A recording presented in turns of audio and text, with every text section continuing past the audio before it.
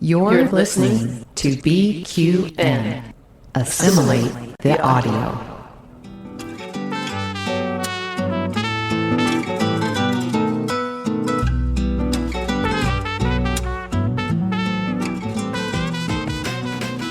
Welcome to Cinemacy, a film discussion and review podcast on BQN. We're here to showcase the films you probably missed but should definitely check out, from independent and obscure to art house and absurd. Each episode will gather, perhaps with a cocktail in hand, to discuss it all. I am your host, Matt Jennings, and with me today are Mark and Davey. Our associate producer's here. Just come to check you up on things, make sure that, I'm getting what I pay for. Oh, so far, I think we're not doing that hot, but, hopefully things improve. Look, I wouldn't be associate producer if I was not a huge fan. Oh, thank you so much. I bet you say that to all the podcasts. Only the ones I'm the associate producer of. So, what are we drinking? Oh, well, I've got whiskey ginger. That's what I ended up with. That's fair. I'm drinking water just because I am going to see Dune 2. Ooh, jealous. I haven't seen it yet. I'm so excited. So excited to go back into the Duneverse. I can't believe you found tickets. It's been sold out everywhere around here. Well, my friend Will bought them. He really wants to see it in IMAX. IMAX, yeah. Well, it's 9:30 in the morning for me, so naturally I have an espresso martini. No, just kidding. It's just coffee. It's just coffee in my Donald Duck mug. Listeners, that Donald Duck mug is so cute. It's a very angsty, perturbed Donald. I love it. My favorite Donald. I got this on my last trip to the States, actually, at Disneyland. So it's a treasured possession. Oh, yeah. Well, we'll get into it. The film that we are discussing today is They Cloned Tyrone. The synopsis is John Boyega, Tiana Paris, and Jamie Foxx star in They Cloned Tyrone. It is a story about a pimp, a hoe, and a gangster that walk into a basement and uncover a government conspiracy to destabilize and suppress the black community. This film was directed by Juel Taylor. It was written by Juel Taylor and Tony Rettenmaier. So, just to kick it off, why'd you guys want to watch? Because you told me I had to come on the show. I mean, that is true. That is true. That's fair. Well, I mean, look, I trusted your judgment, and I'll be honest, this was not a film that I would probably go and, if I saw it in my Netflix list, it's not something I would probably normally go and watch. And when you both sent me the trailer and said, hey, come on the show, this is the film we're going to watch. And I was like, a Netflix movie? Honestly. I'm going to have to put a brick on top of my phone so I don't play with it the whole time, because that's normally what I get when I watch Netflix movies. Oh, my Lord. But I'll let the rest of you speak, but there was some stuff that went over my head, and we'll get into that. But I had a great time watching this film. Good. Well, that is a good thing. That's a good thing. Oh, my Lord. So I can't believe this was not a Jordan Peele movie. Because I got the vibe. It totally would be. Right? It was absolutely would be. But why did I want to watch? When you told me about it originally, we talked about it a while back. When you told me about this movie, I watched the trailer, and I couldn't believe I hadn't heard of it previously, because it looked so wildly entertaining and sci-fi, but kind of comedy, but kind of action adventure, and had so much stuff going on. I was really enthused about checking this out. So thank you for the recommendation, Matt. I was not disappointed. We'll get into it, but I was definitely entertained. for me, shout out to my dad. My dad showed me this movie last year around the Christmas season. I'd been planning to watch it in July. I think that's when it came out last year, and I just didn't get around to it, and it just went over my head. And then I watched it with my dad. I always watch a movie with my dad. He always shows me something, and this is the one that he showed me for Christmas break. And now it's one of my favorite movies of all time so far. Thanks, Lawrence. Shout out to Dad. Hey, Dad. Moving on, I guess I'll call this topic 1B. This film makes some commentary on cultural appropriation. We've got the white men that are working at the underground facility it's like the uniform look is, they all have these afros and these goatees. And it looks so ridiculous.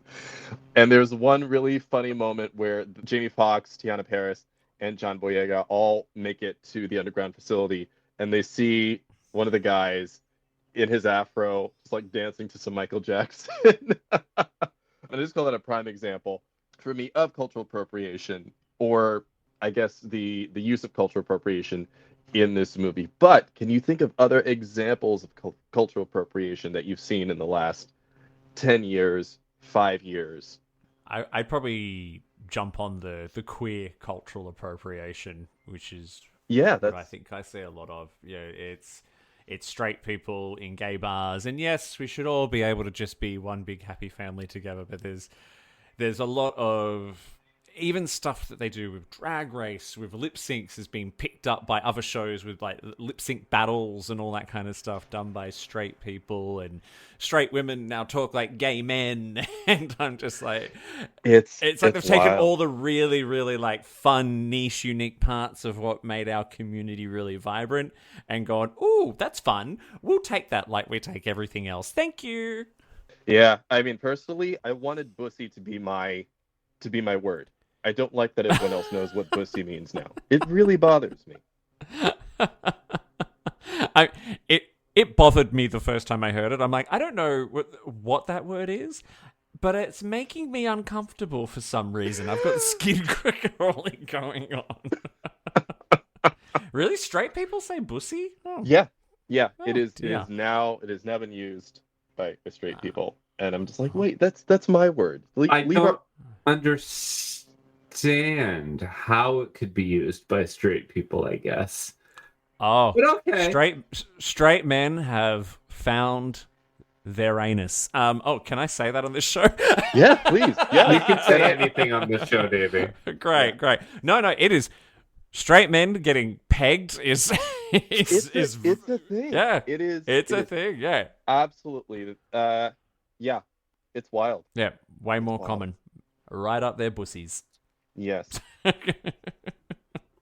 Well, I guess for me, like I've noticed not only what Davey have said, but I've also noticed Native American appropriation with the people having like the dream catchers and things like that, or like the white college students going and like, I'm gonna go do peyote in the desert, and it's like, well, this is supposed to be a ritual, that kind of thing, and they don't really have respect for it like that. So I've seen it there, and then also like going into like Target, and there's all these the Buddha statues and stuff like that. It's like, okay, this is like religious iconography that's important to a lot of people in the world, and you're just gonna like put it next to your cat's litter box. I mean, it's one of those things that it's a little insulting if you don't actually know what the meaning is behind some of these objects or some of these symbols. You're just buying at like a thrift store to like decorate your house. I like 100%. I 100% agree. I think about that a lot in terms of the music industry, and you have a lot of artists of many shades and many colors that are into neo soul, that are into R&B, that are pop locking. I guess if it's still called pop locking, I don't know. But you see a lot of that influence with a lot of different artists of a lot of different ethnicities. But it seems that the homage or the acknowledgement of it coming from, or part of that coming from the Black community, is not seen at all. I mean, I think of most recently Jay-Z making commentary. Was that the Grammys recently? Yeah. That speech that he made. There was one year, I know I keep bringing up, I guess this is in reference to Beyonce as well, but there was one year where Beyonce and Adele were up for Best Album of the Year. And Didn't Adele say that Beyonce should have won or something like that? Did. Yeah, she did. And Mm-hmm. but that is and that to me, Adele even having that acknowledgement is to me an advocacy and a I don't know what the right word is, but an acknowledgement, I guess, being an ally, being a supporter. That's and now Beyonce is she's appropriating white people and she's putting out country music.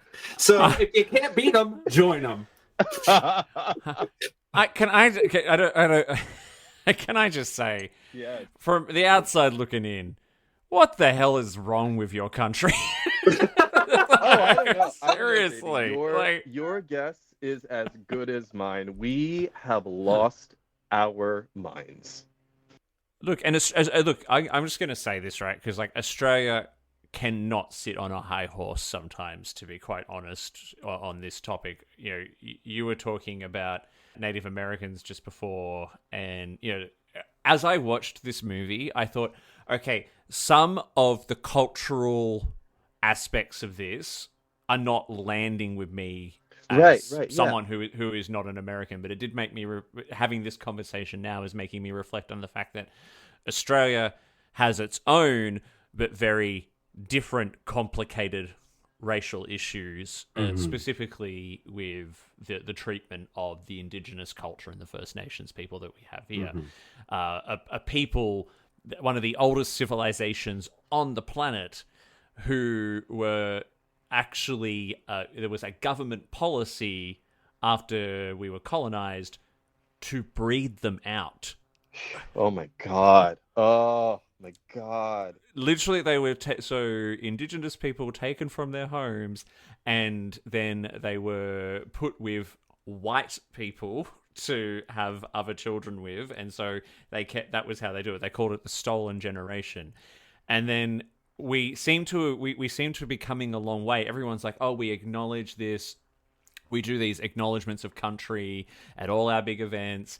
Everyone's big on what we call closing the gap with the Indigenous First Nations people. Yeah. But then when we have a referendum last year to provide them with what we called a voice to Parliament, so we were going to enshrine a recognition of them as the First Nations people in our Constitution, we overwhelmingly voted no.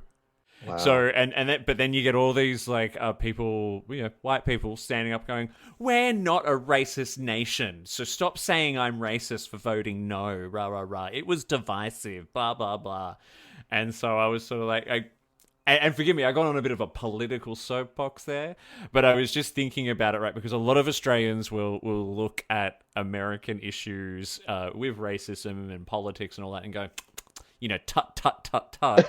And I'm like, all right, glass house, let's not throw those stones too hard, shall we? It is, it is definitely something that is global. Very quick side tangent, and I know we didn't bring it up, but we'll circle it back around to things that we've recently seen. I think I brought it up on the last pod. Listeners, if you have not seen Origin, I strongly encourage you to watch Origin, especially some of the stuff we're talking about today. Directed by Ava DuVernay, beautiful piece. Moving on. Something that I really like about this movie is that it challenges the character archetypes that you normally see, the stereotypes that you normally see when it comes to Black people. You've got the pimp, you've got a hoe, you've got the gangster, and normally those stereotypes, they're aligned with stupidity, they're aligned with crime, they're aligned with all these different things. And, it takes away from even, in the real world, when you see people that are in those kinds of situations, it doesn't mean that they're not intelligent. It doesn't mean that they, don't have some value, some worth. And I think that this movie really takes that and flips it on its head, and it's a much more nuanced and honest approach to that. Is there anything that stood out to you guys about these characters with that flip? Well, I just want to say, when you put people into boxes like that or categorize somebody as X, and it happens a lot with the gay community, right? Where you just a lot of people are afraid to come out because they don't want to just be seen as just the gay person. That's my gay neighbor. People don't want to just be that, because then it comes with a whole bunch of other things that may or may not be them, And I think it's the same here. It's like, if you just label somebody, oh, well, she's a hoe, or that dude's a pimp, that dude's a gangster, you're taking a little bit of their humanity away, and not recognizing that, all humans are multifaceted. You know what I mean? So in the context of like a cartoon, Bugs Bunny, just having that dude twirl his mustache and be a villain, that's one thing. But when you're in the real world, you have to recognize the humanity in other people. And so it was cool in this film that they got to do that. I do find it a little funny, though, and this is, I mean funny, this was comedic, that they pushed a lot of stereotypes to the forefront and made the stereotypes be the joke. Like when they were lacing the fried chicken, when they were lacing like the Kool-Aid, things like that, they're stereotypically associated with Black culture. They're like, oh, Black people consume this stuff. This is what they'll eat. It's almost like feeding cattle chum. Yeah. That's what they were doing, and they were lacing this stuff. And so the filmmaker doing that was definitely commenting on that, but in a way that was making that be the joke, as though they were referring to all Black people as saying all Black people do this one thing, and hey, we see you, and that's why we're putting this in the forefront of the film, just to start a conversation on the absurdity of that. Yeah. And I think, in doing that, taking power away from that as well. Exactly. I have moments, and I'll be very honest, I have moments where I'm on the airplane and, the attendant comes over and asks me, hey, what do you want to eat? We've got turkey, we've got chicken. I pause so hard before I make a choice, because I don't want to order the chicken, because but I'm you afraid. order the chicken, don't you? Yeah, but I order it anyway. But chicken is a safe bet on a plane. No matter who you are, it's fine. You're so lucky you get fucking chicken. They just throw crackers at me. What kind of flights are you on? Oh my god, I've only gotten real food on when I went to England. The British Airways gave me actual food, and it was the first time in my life on a plane I'd had actual food, because they're always just throwing crackers or cookies at me. Did you cry? Were you like, oh my god, thank you? I might have Instagrammed it. I wanted to say, you were talking about the intelligence of the characters. There was something about Yo-Yo that I loved. Yes. And that was her Nancy Drew obsession. Yes. That I don't know what it was. Mine's my girl Nancy, and she's running around with the book, like clutching it to her. I was just like, that was so cute, so freaking endearing, and she's such a nerd. This is some Manila folder missionary position shit. Can we just pause for a moment to just also kind of say how, Jamie Foxx as Slick and Teyonah Parris as Yo-Yo chewed the scenery every time they were on camera together. Yes, they did. They did overshadow Fontaine quite a bit. They upstaged him a lot. But they were so watchable. I love John Boyega. He's been in a lot of great films and stuff. I do root for John Boyega, but in this film, though, he was Tyrone, right? And they totally overshadowed him in this movie. I think that Tyrone, especially in comedy, you always have that one straight man, and I think that Tyrone, I think he is our Fontaine. He's our straight man. And the weight of all of this is very much on him. It's on all of them, but the story follows him, so it's very much on him. And I think that Teyonah Parris and Jamie Foxx's characters find a way to give some kind of levity to. I think if they weren't there, would be a very dark, just a very dark film, a very dark situation. I mean, they have their own weight that they're dealing with too, but there's levity there. Their chemistry is undeniable. I will say, 100%. in regard to that though, John Boyega, once he had his breakdown moment where he realized his mom wasn't there, Ugh, yeah. that turned the page. Because up until then, the scenes were all getting stolen by the other people in the scene, right? Yeah. Because he was essentially like an archetype kind of, Yeah, character. He was too. Yeah. Until that moment when he became humanized. But I think had they had a moment like that earlier on, some type of moment like that earlier on in the film, it might have lifted him up. That would be my critique of the film. I know we're skipping ahead, but I think it would have helped us align with him. I mean, what I will say about that though is, and I was thinking about this while I was watching it last night, is the tonal shifts were actually really well done. So because I felt, the different emotions that I was supposed to be feeling in different scenes, I felt like I was originally kind of very like, oh wow, this is very dark and gritty before the first time he wakes up cloned. And then I was really buying into the humor and some of the absurdity of it. But then, like, when they get found out and they're being chased by everyone down the street and they first meet Kiefer Sutherland, I was feeling the tension of it, and then the emotion in the scene with the voice box calling out, I'm just watching my stories.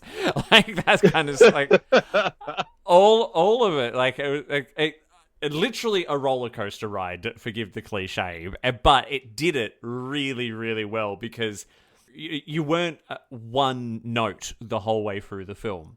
Yeah, absolutely not. And sometimes that can be jarring on both sides, but this was very well done. Did you guys know Kiefer Sutherland was going to be in this? When he popped up, I just said to myself, wait, what?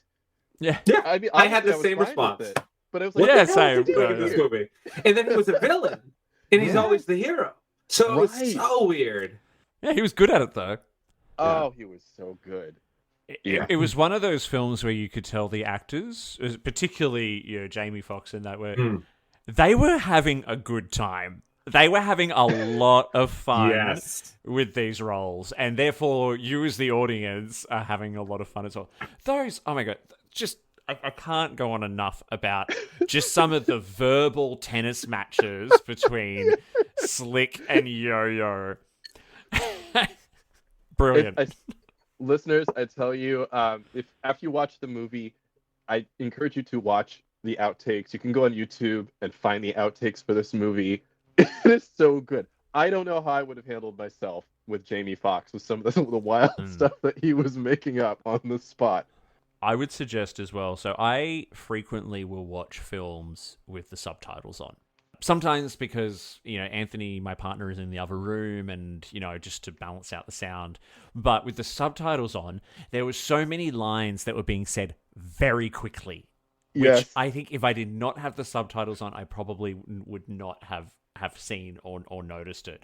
A little bit of maybe watch it once, but if you watch it a second time, turn the subtitles on because you'll realize you are missing so much witty dialogue that is just thrown in so big fan, quick, big fan, rapid fire. Mm-hmm. Okay, so moving on. So in the movie, we see that black people have been controlled by a powder-like substance. It's in the food, it's in the hair products, it's in the grape juice, and to me, the way that I saw this, it was very much mirroring the crack cocaine epidemic that took the black community by storm in the 80s, which the U.S. was responsible for. Listeners, there is a lot of detail, and I encourage you to look up the information. But long story short, the U.S. aided a war in Nicaragua that coincided with an influx of cocaine in the U.S. in the 1980s. There's been a long discussion since this happened about how the U.S. was involved, about the CIA being involved, and there's been a discussion about whether or not this was something that was purposefully done to destabilize the black community. And without us going into crazy conspiracy theories and going too deep, do you think that there are other ways that our governments, Davey, because you're not in the U.S., but do you think that there are ways that our government suppresses us sometimes that we don't realize, major or subtle? The Australian government's not smart enough, to be honest with you. I shouldn't say that. I know. They're going to find you. We see right through them.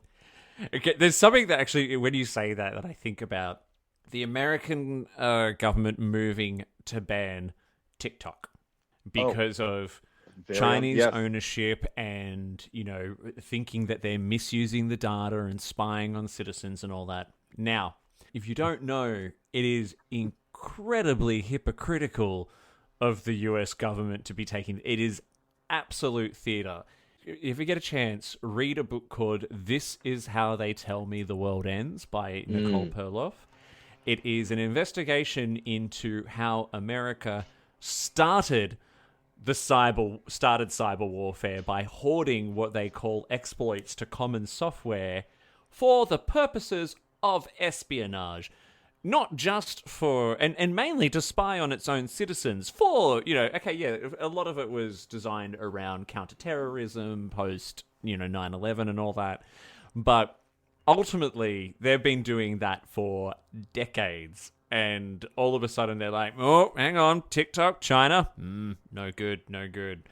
I know it's a little kind of left of what we're talking about here, but in terms of government charades, it's up there for me. I think it's very on point and very timely. Thank you for bringing that up. Personally, I think right now with them going after TikTok, the way that they're going after it, I think especially with the Republicans that introduced the bill, if I'm correct. I could be wrong about this, but I think TikTok, a lot of younger people use it. I think it may have been helpful with the election in 2020, and I think that some of that is why you have the Conservative Party going after it, because it's just another way of trying to take the vote, trying to take the numbers from progressives. Yeah, honestly, I don't really think this isn't something I really think about on a normal basis, so I don't really know how to answer that. Yeah. There's definitely times I feel like the government would prefer citizens to be more complacent and to be dumber. And I've had the thought before of whether or not they're instrumental in sort of the dumbing down of the country when, they're taking money from, education and things like that, taking money from the arts. These are, I don't know, these are just examples that are coming to my mind of ways that they can manipulate people, because if you keep people like sheep, it's easier to herd them. If they have minds of their own, then it's much harder to do that. So I don't know. This is what comes to my mind. No, I think you're absolutely right. I think about, especially in regards to the arts, I think there was a time when churches were threatened by theater because they understood the power of it. And, I think it's what's happening now with money being taken from the arts. I think it's no different. It's the same thing.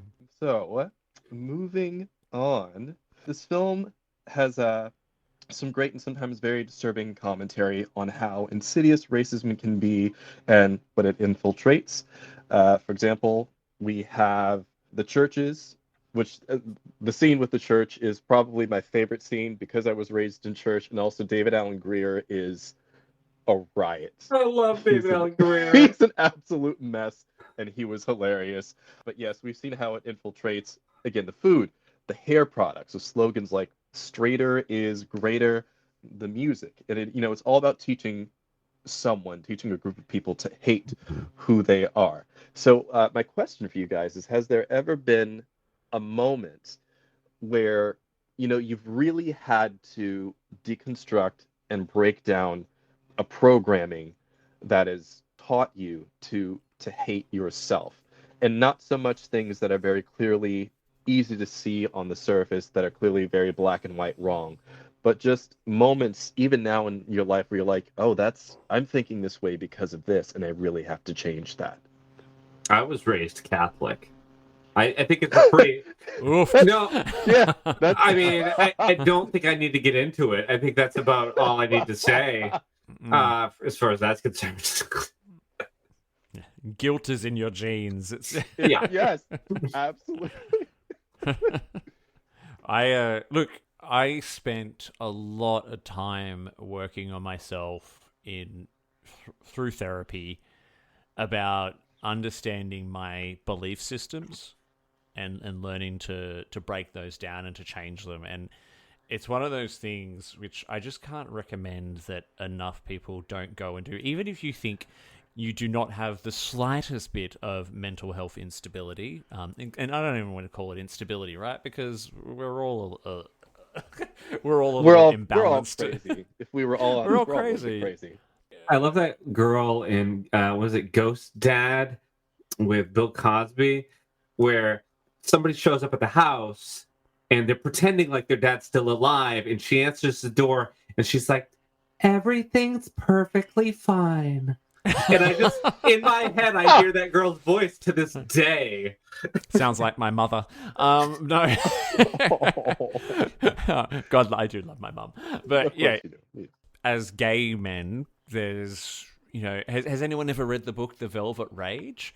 So I've never heard of it. Fabulous. Matt, you would love it. So it's a psychologist who worked with many, many gay men over decades. And particularly sort of gay men of our generation as well, who really still grew up in that time where there was a lot of shame and a lot of guilt tied to it. So, me at the age of 40, growing up in suburban Australia in the 90s, on the coast, everything in media told me that being gay was different. And also it was wrong, and it was kind of something to be made fun of. And I remembered when I first even sort of had the inkling that I could be attracted to men and I could be gay, it was just, no, I can't be. And we carry that shame with us, whether we realize it or not. Yeah. And in The Velvet Rage, in this book, and forgive me, I can't remember the author's name, he really goes into a lot of the different patterns of behavior that result because of that. And it's one of the reasons why we're a little bit more, in later life, when our heterosexual counterparts are settling down and getting slower, we're still out partying and enjoying ourselves. Because it's our time, because our youth wasn't ours.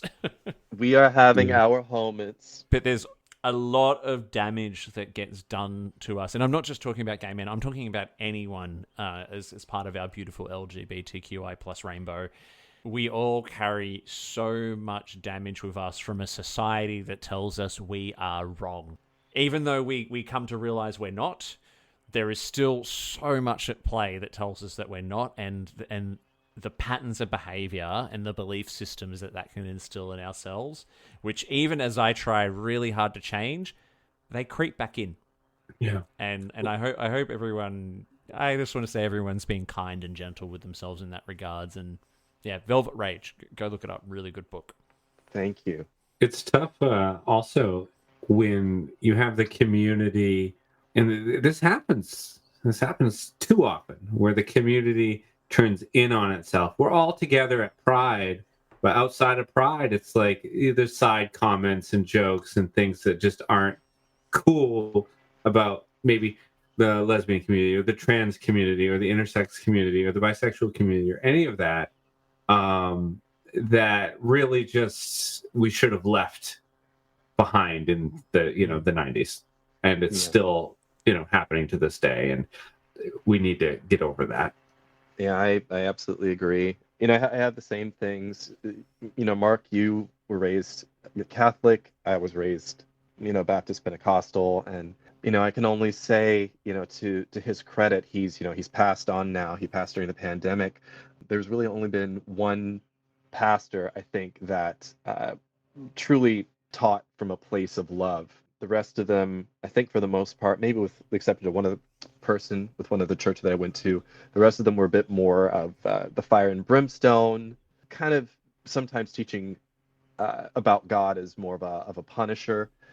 Obviously, gay bashing was part of that.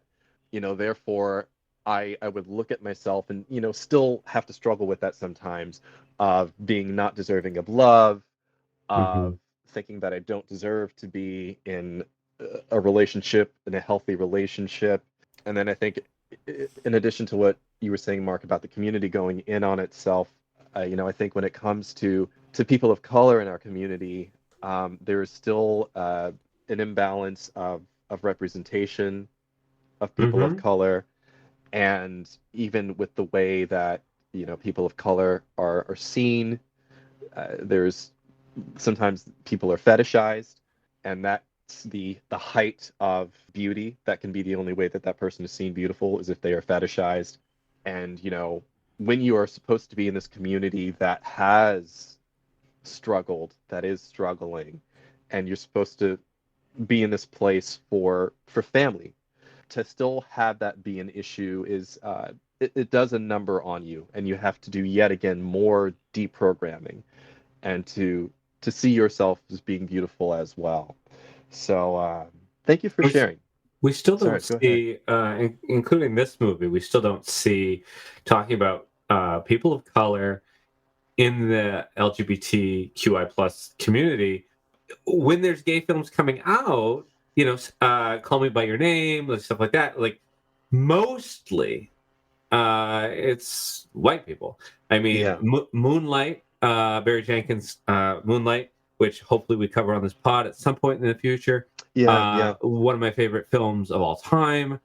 That movie, one of the rare examples where it's presenting this a true, well, it wasn't a true story, but it felt true. It felt truer than a lot of gay stories that I've seen, Yeah. of this childhood trauma, growing up gay, growing up in the South, being abandoned by his father, this kid, and then the role model who's a drug dealer. This is similar to this film Yeah, yeah. that we're talking about today, where the drug dealer isn't the villain. The drug dealer is, in this story, the Barry Jenkins in Moonlight, It's a full is the human hero. being. Yeah, Yes. Yeah. yeah. And I mean, taking off what you said, Mark, it always made me think a little bit. When I was a young gay coming out, I remember watching Queer as Folk a lot, Mhm. because that's all I really had, Queer as Folk. It was on Showtime, I believe. And Yeah, it then was. you had and then you had Noah's Ark, which was a queer show as well. Hmm. The cast primarily people of color. I think it was all people of color in that cast, and I think that was on Logo. Logo was a queer centric channel. I don't think it's around anymore, but 20 years ago it was, and it always bothered me because you could see the budget and the difference in the at least the production quality between Noah's Ark and Queer as Folk. Hmm. And that's something that always, it never quite sat right with me when I was younger, and I couldn't put my finger on it, but I was like, why is Noah's Ark on Logo? Why are they not getting the same visual, the same kind of treatment as something like Queer as Folk is, which had Hmm. an all white cast? So just agreeing with you, Mark, and going along with what you're saying. Yeah. So yeah. There's a line that Fontaine, I call him like Fontaine the First, and that's for any Star Trek Deep Space Nine fans, the first. The first Fontaine has a conversation with Clone Fontaine, and he's talking about how this process of cloning came about and why it came about. And he says to him at one point, the first Fontaine says to Clone Fontaine, assimilation is better than annihilation, which, oh God, it makes me, it just, Goosebumps. it gives me goosebumps, and it's so scary to me. But there are people out there that genuinely believe that, and I can't even shame them, especially if they come from an earlier generation than me, where at that point in time it was just about survival. If you were a person of color, if you were queer, it was just about making sure you made it to the next day. Well, that's why Pride shirts are sold at Target. This is going back to that previous conversation that we had. Yeah, yeah. It's like we're talking about assimilation, by mainstream culture of the LGBT community, which is better than arresting gay people, putting them in jail, castrating them, which still happens in the world, like things like that. So in this regard, we're lucky that appropriation and assimilation of gay culture is happening in the United States in a way, rather than the reverse. The reverse, but I mean, it's still a conversation that needs to happen. But it's like that's the other side of the coin. It rings very true to me with what I was talking about before with Australia's own history between white and black people. So the stolen generation that I was referring to earlier was the result of what was actually called in government policy the White Australia policy, which was literally a policy designed to make sure that Australia was nothing but white. And there's almost still... That sounds racist. And people try to say that Australia doesn't have a racist past. Or a racist present, but whatever. No, and what's interesting about that as well is, because it was a huge debate last year with this referendum, we all were legally mandated to go out, and the entire population to go out and vote yes or no. Do we enshrine the Indigenous people in the Constitution and give them a voice to Parliament? Now, in that debate, there was a small-ish segment of Indigenous people who were in the no camp. Now, they were in the no camp because they were like, no, that's the colonizers' constitution. We don't want to be a part of that. And that makes me think of this assimilation versus annihilation commentary, right? They're like, that's the same constitution that has wiped out some of the languages spoken by our people, which existed for tens of thousands or hundreds of thousands of years, which are now forgotten. And I had so much respect for this viewpoint, even though I was a firm yes voter. Yeah. I respected the fact that their viewpoint was, well, no, we prefer a treaty with the colonizers over being a part of the Constitution that tried to wipe us out. So it was an interesting way to look at it. I mean, statistics said largely that the First Nations people wanted the voice to Parliament. It came through a very lengthy consultation process, which led to the referendum. But at the end of the day, what was so disappointing about it was that I thought Australia was better. I thought that we had the power to go, yes, let's do this. Let's take a step forward. We are acknowledging our Indigenous people so much more these days in every facet of life. You see it on TV. You see me. I do it on my other podcasts. I always go, I acknowledge the traditional custodians of the land. Right. But without so much of that seems almost like virtue signaling if you're not actually going to start backing it up with good, proper government policy and laws that properly address the sins of the past. As you can see, this is a bit of a hot topic for me. So I get very, very passionate talking about it.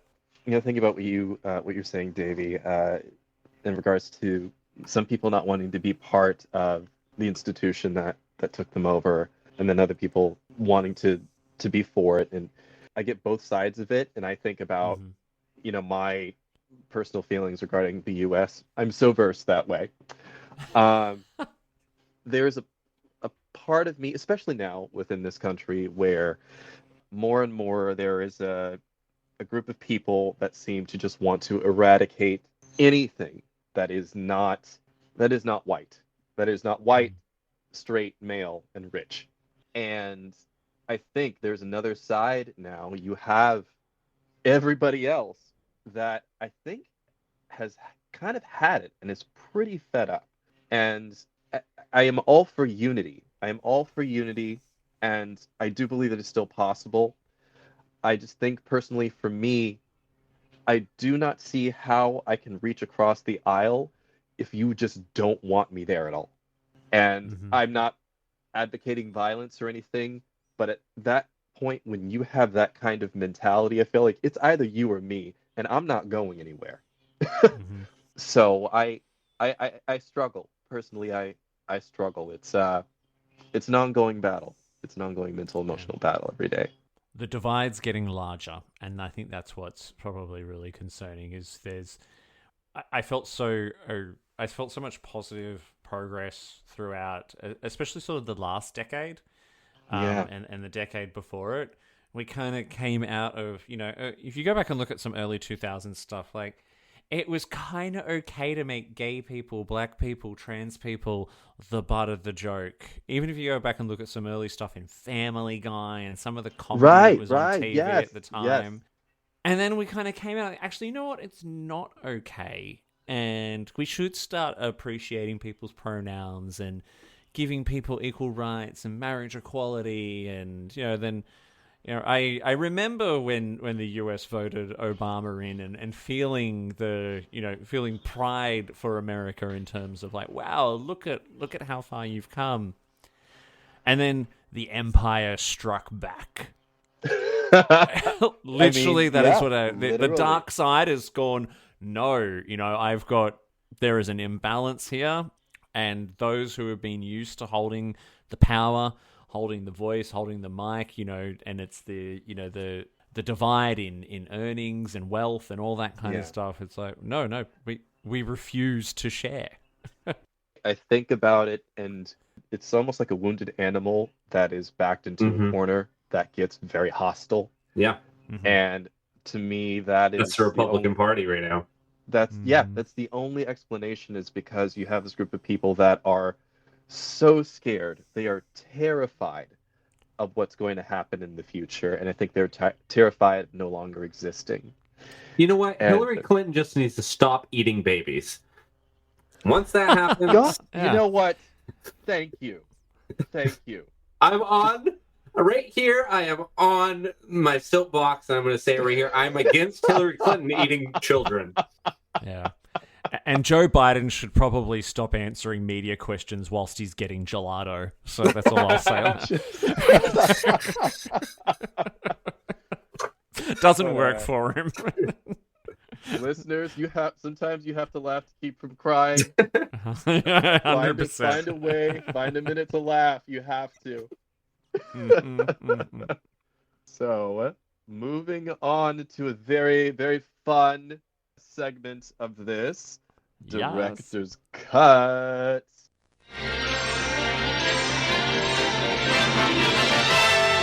And now we're pleased to bring you our feature presentation. Director's Cut, we act out some of our favorite scenes of the film. So, Mark, who do you want to be? Oh, it's all juicy. But I don't know who says the N-word, because I probably shouldn't do that one. No, I think I edited it out. I think I took the N-word out. No, Slick Charles still says it at the end. He does? I was thinking that when I was watching it last night. I'm like, wow, picking scenes for this is going to be a minefield. All right, I'll do Slick Charles. Okay. And I will do Fontaine. Oh, and there's a little bit of stage direction here, so I'll just read it. No. Let Davey read all the stage direction. Oh, great. Okay, hang on. Let's see if I can do it. Action. That's the knock, knock, knock. Slick Charles steels himself, creeps towards the ratty window curtains, slides them to the side. Jesus. And spies Fontaine staring back at him. He damn near dies. Open the door! Oh, hell no. I'll still early for this voodoo bullshit. You got 5 seconds. 5. You're not going crazy, Slick Charles. 4. I'm serious, Slick Charles. There's a rational explanation, Slick Charles. 3. I'm gonna bust your shit open. Fuck it. Slick Charles opens the door. Fontaine bursts in. You know why I'm here? Can we talk about the more pressing matter at hand? Where's my money at? Do you not remember getting lit the fuck up? You should be breathing through some tubes right now. I don't have time for all this. You took it. You went through my haberdasheries, you passed up my beige bitch, and you went all outside and you pulled a 50 cent. You ghost of Christmas pass ass nigga. Cut. So, can I ask a question? Yes. Is this like the actual screenplay? I tried my best to put in the improvised lines. It is the screenplay, but when they were in the moment, they improvised a lot. Yeah. Yes. So did the screenplay actually say, "Fuck it, Slick Charles opens the door"? I mean, sometimes people write that way with the directions just to get the emotion. Get the emotion out, but yeah. Okay, interesting. Yeah. I'm learning. All right, I think all three of us have to be in this one. Cool. Am I yo-yo?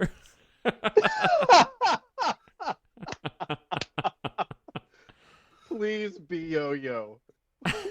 I mean, me, if I try to impersonate yo-yo, then I'm just going to be embodying cultural appropriation. Just be your version of yo-yo. Be Make my yo-yo version of yours. Make Make yo-yo yo-yo mine. yours. Alright. Can I be Slick Charles then? Yes. All right. All right, let's do this. Action. I'm talking the check cashing place, the dollar store, the white horse. We watching the strip club too? Everywhere. If it's here in the Glen, they're watching it. But only here. I looked on every single screen. Only places I saw were in our neighborhood. Gives a fuck about the Glen. That ain't all. Your boy was taking notes, observations and shit about the chicken, what it was doing to people. Check me out. What's the one thing we didn't see down in that lab? There were beakers and Bunsen burners and microscopes and... Mice. We ain't seen no mice. Somebody's conducting experiments on us. You mean like a conspiracy? The Man, Watergate, 9/11, the Bernstein Bears? Exactly. And if we find out who's behind it, we might get some answers about what was in that lab. I don't want to be the cloud that rains on your cookout. We're forgetting a very necessary detail here. We ain't detectives, so I think it's time to let the real pros step in and take over. You gonna go down to the precinct? Motherfucker, I got warrants. But we gotta face facts. We out of clues. Now, this little role play we got going on is cute. But you's a hoe, and I'm an entrepreneur. And you're the drug dealer. So are they. Cut. Okay. Why did Mark sound like my drunk uncle at a barbecue? I want to be the cloud that rains on your cookout. You forget it. I don't know. Oh, shit. I didn't even know how to do this character. I was like, how am I gonna fucking do this? Jamie Lee Curtis Fox. Whatever. Jamie Lee Curtis Fox. Fucking hell. I felt like I was it. channeling Beyonce in Goldmember. I'm toxically passionate. I'm a whole lot of woman. Oh, I love it. All right. Here we go. Final scene of director's cut. We've got Fontaine and Fontaine the First. I'll do Fontaine the first. Who's going to do Fontaine? Go ahead, Matt. I can listen. Okay. Action. 378. That's the number of unique genes that separate you and your ghetto from your counterpart in the suburbs. Took me 3 decades to track down each and every one of them. I think you're familiar with my test subjects. In the lab, the tech, the manager. Nice to know some piece of that PhD trickled down. They weren't complete successes. Their hair, it's stubborn, but they pass. I've since perfected the process, and soon we'll begin the true rollout. I think niggas might notice if they wake up one morning with blonde hair and blue eyes. It won't happen overnight, but over generations. Can't erase black people from America. They've been trying for 400 years. I'm trying to save black people. I'm trying to save everyone. Once we're all the same. What? Have a big-ass kumbaya, the whole world holding hands, circle jerking each other and shit? We're fighting a war we can never win. Assimilation is better than annihilation. Cut. Oh. Good Nicely scene to done. choose, Matt. Good scene to choose. Davey, I gotta say, your performance in this one, it made me think about the guy that announces like the movies, like, Jean-Claude Van Damme. You know, like that guy. Like it sounded like that guy. Coming this summer to a theater near you. Yes. Really, because I felt like I became Colonel Sanders towards the end. So. It's like a in the hybrid. chicken. It is in the It's chicken. in the chicken. So, rewrites. Anything that you guys would change, and how would you change it if you would? I think I brought this up earlier. I just feel like maybe having Fontaine's character, like having some sort of moment at the beginning that made him a little bit more likable, relatable. Like, you know, you want to root for the guy. He's the main protagonist of this whole thing. But you don't really fall for him until when he has this breakdown midway or towards the end of the film. And you're like, oh, okay, like now I like this guy. But beforehand, it's just like he was sort of one note. I don't know. That's how I felt about it. Yeah. Yeah, and that was my kind of point earlier, is that Fontaine was upstaged constantly. And I was here for it, you know, because if all three characters were exactly the same, it would have been a little bit too one note. But there was just some bits and pieces about his reactions to things and all that were a little bit off. One question, and I'm gonna ask it, even though you're probably gonna go to me, Dave, you're an idiot. No, please ask it. Who was Tyrone? So I think the point is, so Tyrone is like, I thought Fontaine was Tyrone. I mean, yeah, that's what I thought too. Is it more just sort of like I think his name's Tyrone Fontaine, isn't it? Are they cloning these sort of stereotypes or something like that? Like, and they're like, oh, hey, Tyrone, it's you. But isn't that his name though? The guy at the end was like after it flashed up, and it was Fontaine, like the same actor sitting in the chair, and like all his friends are like, Tyrone, it's you, and I was like, so it was Tyrone. Yeah, I guess Tyrone. I'm trying to figure out why he was the title character. It could just Fontaine doesn't have the same ring to it. Exactly. And Tyrone is kind of like it is a stereotypical black Shaniqua. name. Like Shaniqua, like Mercedes, Cristal. That's right. Oh, it's the same way as you can't get much more white than David. So there's a great song, and this I should have added this to the trivia, but there's a great song by my favorite vocal artist, one of my favorite vocal artists, Erykah Badu. Oh, so good! I love that song. They clone Tyrone. Yeah. Oh my god, that's a great album. Called Tyrone, yes. Mm-hmm. And that song was such a hit in, I think, like 97, 98. But no, it is.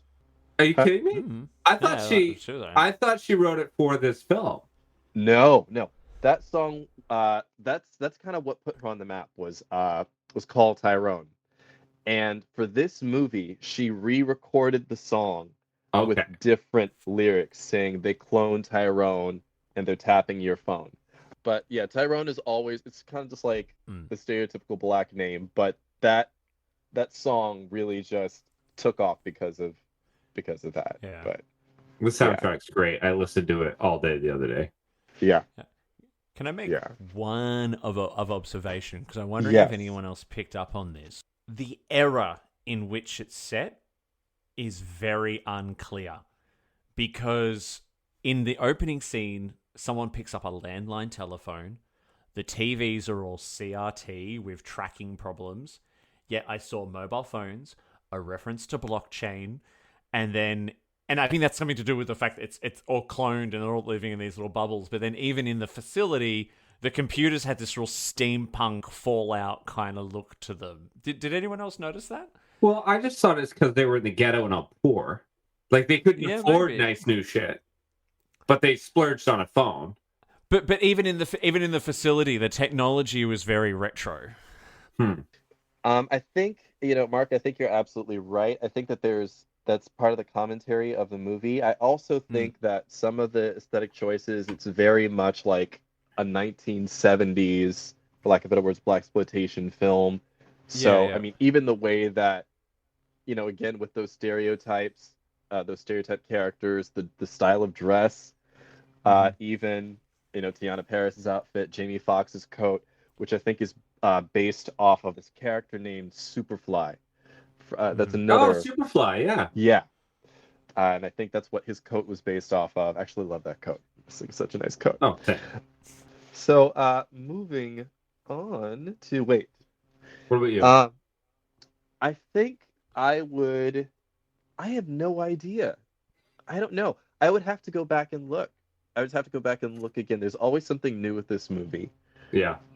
And so, I don't know. I say this all the time, but I think if I take something out, then it's going to be like, jigsaw puzzle or like a game of Jenga, and then something else is going to fall.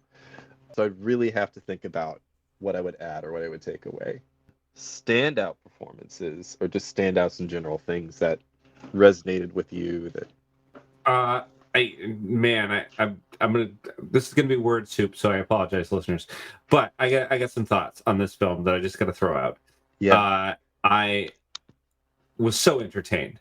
It was fun. It made me feel good watching this film.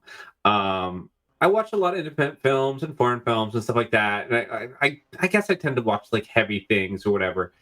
But it was nice and refreshing to just watch something that just kept me entertained. It was fun, and it was thought-provoking, and it was intellectual on a bunch of levels, but I was entertained at the same time.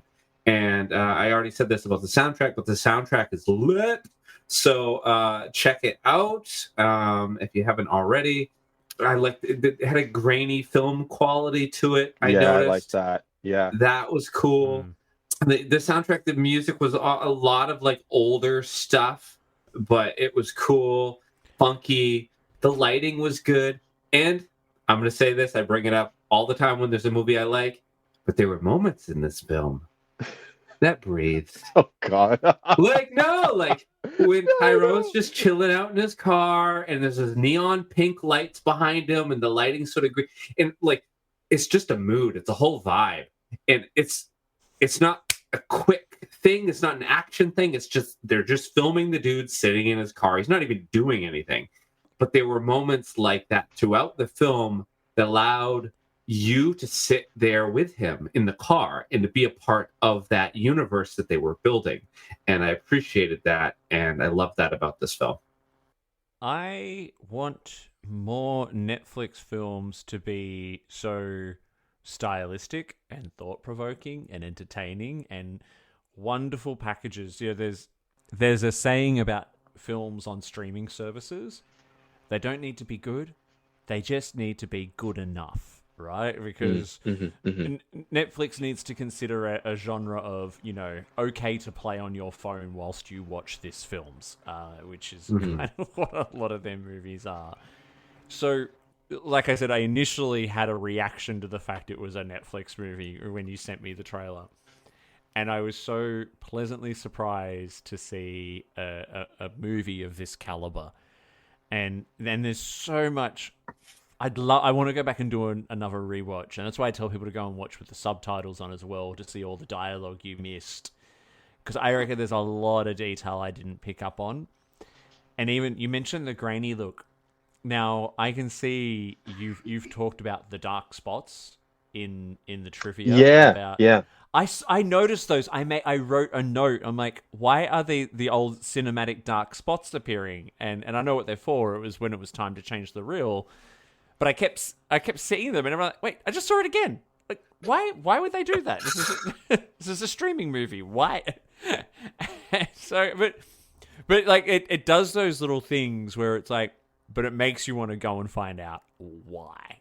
And it's a movie that left me thinking long after. I was so glad I was coming on to the podcast today to talk about it, because I watched it on my own. Anthony was studying, and when it finished, I was like, I wish we'd watch this together, so I had someone to talk about it with. So glad I got to come and do Cinema Z today. Really, really good choice. Thank you. Very glad to have you. I think for me, standouts, I love Jamie Foxx in this movie. I Jamie wish Lee my brain... Jamie Lee Foxx. Miss Jamie Lee Foxx. She was so good in this movie.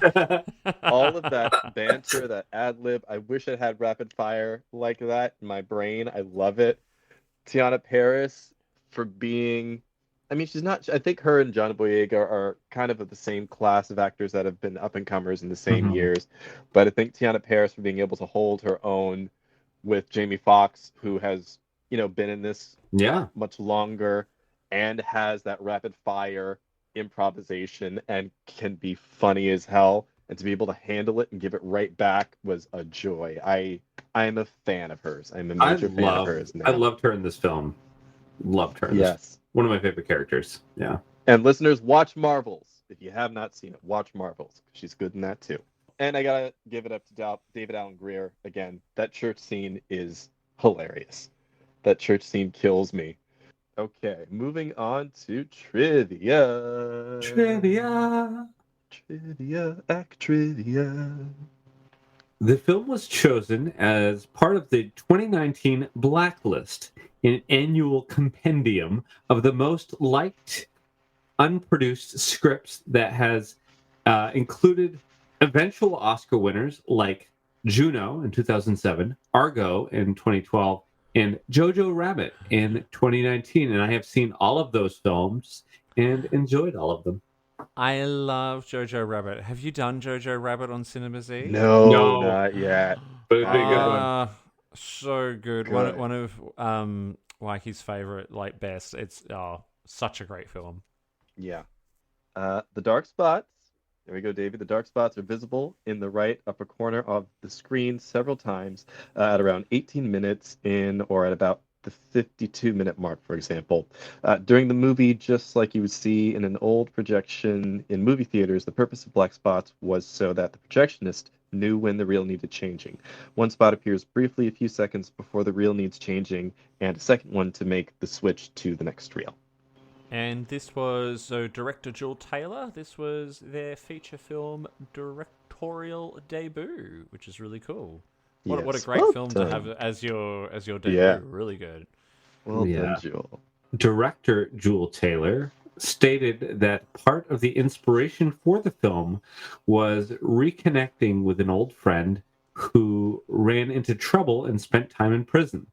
Something really bad happened to him that was outside of his control, said Taylor. It really took him off the map for a few years. Taylor's friend ended up suffering from depression for nearly a decade. This unfortunate situation caused the director to reconsider and reassess how blame and responsibility, or lack thereof, in the justice system caused his friend's life to be upended. At the beginning of the film, Fontaine goes to the convenience store to buy a scratch-off lottery ticket and Anaconda malt liquor. The liquor is derived from the film Black Dynamite, another blaxploitation parody comedy. Michael J. White, who is one of the writers of Black Dynamite, allowed director Juel Taylor to use the Anaconda malt liquor idea in this film as homage to the former film. Have you seen Black Dynamite?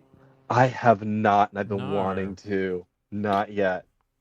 I heard about it a while back, wanted to check it out, and then forgot about it. So I'm glad we talked about it here, because this is something that I'll probably put on my watch list. Brian Tyree Henry was originally in talks to portray Fontaine when the film went into development in February 2019. However, due to scheduling conflicts, John Boyega was cast in the role in October 2019. And to think that 2019 is so long ago now, I did not realize this film was about 5 years old. Yeah. It's weird. Did it come out that long ago? When did the film come out? No, it came out last year, but it was just in development since 2019. Okay. Yeah. So probably held up by the pandemic and stuff like that. Yeah. I guess. Who is Brian Tyree Henry? Sorry, I apologize.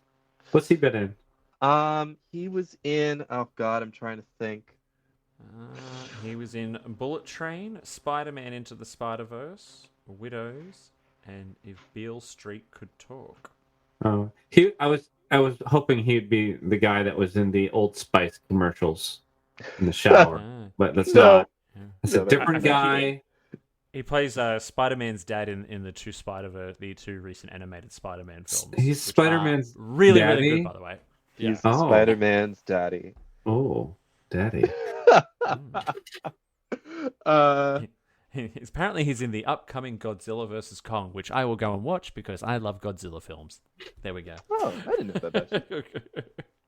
One of the film's promotional film posters was inspired by The Goonies, the 1985 film poster. In both film posters, the main characters are shown to be hanging on to dear life to something in the upper right-hand corner. Furthermore, in both films, due to strange occurrences and opportunities, the groups of main characters go exploring. Other than starring in the film, Jamie Foxx also served as one of the film's producers. Yes, Jamie. Yay! All right. So final thoughts. How many clones do we give? Out of 5? Yes, out of 5. Yeah, look, I would give this a solid 4 out of 5 clones. It's a surprise hit because from the trailer, not much expectation. Netflix film, not much expectation, and had a very entertaining evening. I only read an email on my phone once, so good. That's awesome. I came into this discussion feeling like I was going to give it a 4, like Davey. But after the discussion, I'm going to cut one of the clones in half. Sorry, Tyrone. And I'm going to give it 4.5. 4.5 clones. You know, I was sitting on the couch. I really wanted to watch it with Andy, and I had been waiting to watch it with Andy. And he's been so tired lately, working a lot of 16-hour days. And so he was just passed out on the couch the other night. And I was like, you know what? I'm just going to throw it on because I've been waiting to watch it with him for so long, and timing wasn't right. But he's there now, sitting there, even if he's passed out. And I'll just put it on.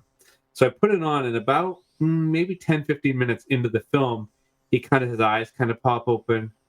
And the next thing you know, he's kind of leaning over. And then I see him chuckling. And then he's like really engrossed in the film. And we end up watching the whole thing together. Good. And he really, really enjoyed it as well. So it was definitely a really enjoyable film. Good for both of us to watch and smile and have a laugh and think about important subjects, as we had discussed earlier. So I'm really glad you recommended this. This is a great recommendation. Thank you, Matt. Yeah. Thank you. Good. Thank you guys for watching. I'm going to give this film, I'm going to be stubborn. I'm going to give it a 5 out of 5. Surprise!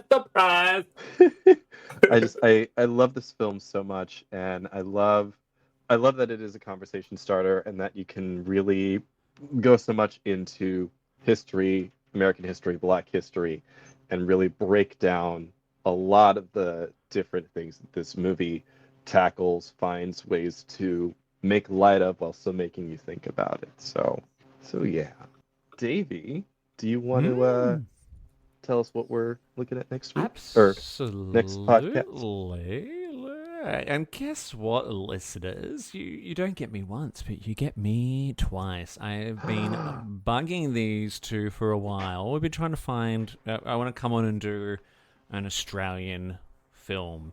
And it will not be the last Australian film I force on you to watch, because there is some great Aussie cinema out there. But I wanted to start with an absolute classic, which I'm sure a lot of people are familiar with because it is a very accessible slice of Australiana film. And that Crocodile is... Dundee? Like when you suggested that in the group chat, I'll say the same thing now. Ooh. No. Crocky! I'm talking about the 1994 most quotable film in Australian history, The Adventures of Priscilla, Queen of the Desert, which is a comedy film of sorts, written and directed by Stephen Elliott.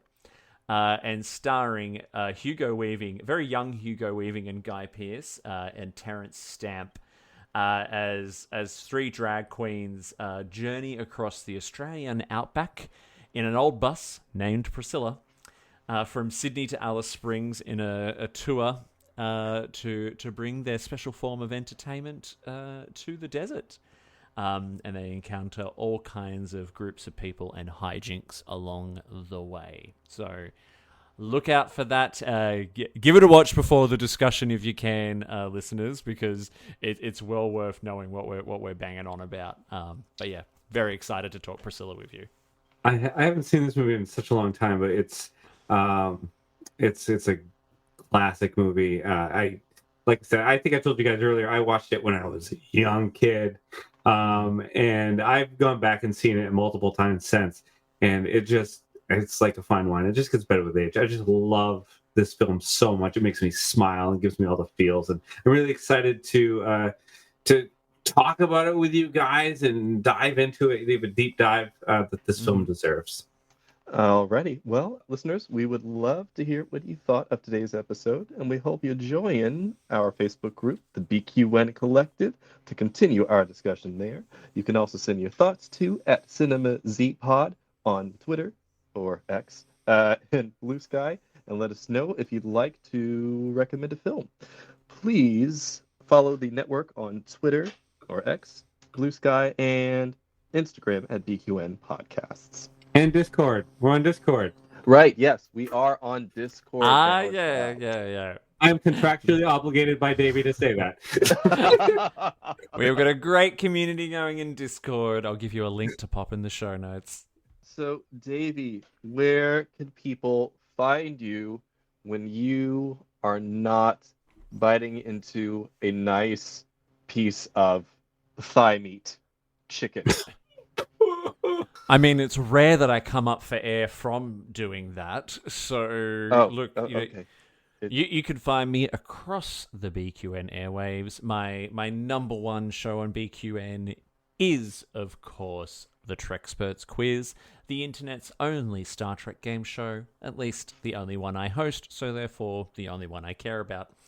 You can also find me on my Twitch channel, The Bargain Bin Gamer, where I play the cheapest and shittest video games out there so that you don't have to. And also follow my writing journey over at my website, davyWrites.com. And Matt, where can people find you when you're not seducing the owner of a fried chicken store with your sumptuous pussy? It is sumptuous, isn't it? Well, when I'm not doing that, you can find me on @1701BLERD on Instagram, Twitter, and YouTube, and Threads, and I think BlueSky as well. I wrote a web series about a gay black nerd that sees his life like a Star Trek episode, and I'm happy to say that I released my third episode, my season finale. So go on to the social medias, go on YouTube or Instagram. You can find the link to YouTube for the show there, and give it a watch. Mark, where can people find you when you are not in these streets wearing your thigh-high boots and your hoop earrings, trying to give people a Susan Sarandon? Well, I mean, you can definitely find me doing that. But aside from that, you can also find me in the BQN Collective Facebook group, and you can find me on BlueSky a lot. And I have to say, just a shout out to Davey's other little pod besides Trexperts, but the Bargain Bin Gamer. That pod, for somebody that I do not like video games, I don't really play video games, I listen and I find you're talking to yourself hilarious. I bet it's so funny. I chuckle to myself at my desk as I'm listening, and so I know it's probably not as well known, but I definitely am encouraging our listeners to check out Bargain Bin Gamer as well, even if you don't like video games. Just listening to Davey break down these games, talking to himself, is funny. Take my word for it. It is so funny and entertaining, and you do learn about games. but it's really entertainment value here. Thank you. I do recommend for listeners to jump if you're into Twitch. The Bargain Bin Gamer is a little bit more at home as a live Twitch stream. However, the YouTube show and the podcast does release occasional in-depth reviews of some of the cheap games that I've played. Please hit the subscribe button on Apple Podcasts or wherever you get your podcasts and leave us a star rating and written review. That helps others to find the show. You can also follow the entire network's podcast with our master feed by searching BQN. At this time, we'd like to thank our self-receipt producer, Davey Willett. Oh, fuck off. A special thanks to Last Podcast for original show art. The opening and closing music for this podcast is titled Dancing Dead and was provided by Ketsa from the Free Music Archive, providing royalty-free music for content creators. I am sorry, Davey. I am sorry, producer. We're gonna cancel. That's all right. I am gonna ham it up for my part. If you'd like to help us keep all our shows fucking coming to you each week, you bunch of fucking drongos, you can become a patron. Yeah, fucking A, mate. You can become a patron of this great network on Patreon. We will add you to the Hive Mind Facebook group so you can enjoy It's Groin, Amy's Math Moments, and other network perks. With a monthly subscription of $5 or more, you can join our meetings on the Hive Mind Round Table. Fucking A. Discussion.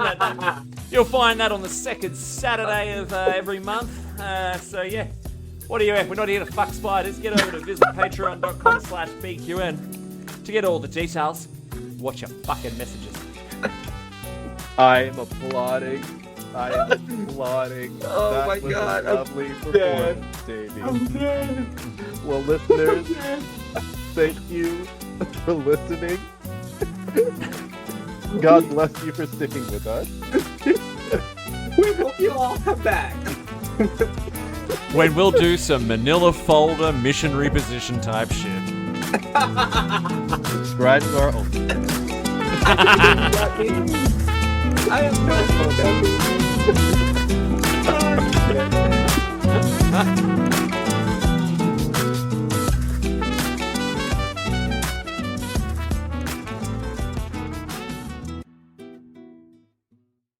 Oh man. Davey, are we out? That was the most entertaining. That was the most entertaining reading of that in the history of BQN. I dare any show. That was so funny. That was lovely. We're uncut here on Cinema Z. We are in more ways than one. Actually, no, that's not true. It's not. Okay.